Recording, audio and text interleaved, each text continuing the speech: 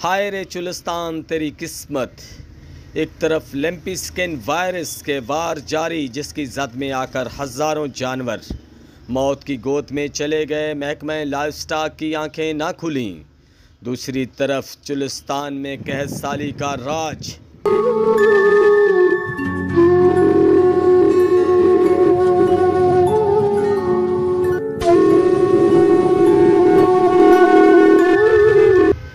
चुलिस्तान में बारिशें न होने से खुश्क साली का राज। पानी की किल्लत और शदीद गर्मी के बायस छोटे बड़े जानवर हलाक, बेशतर की हालत नाजुक। हलाक जानवरों की फोटेज सामने आ गईं।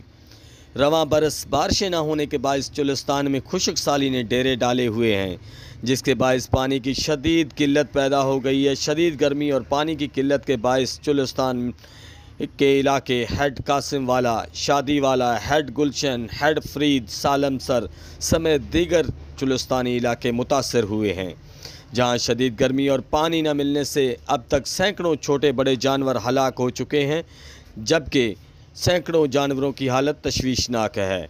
चुलिस्तानियों को जाने वाली नहरों में पानी ख़त्म हो गया, जिसके बायस ज़िंदगी को ख़तरा लाहक, जबकि चुलिस्तान डेवलपमेंट अथॉरिटी और महकमा लाइफस्टॉक की टीमें मंजर आम से गायब हैं।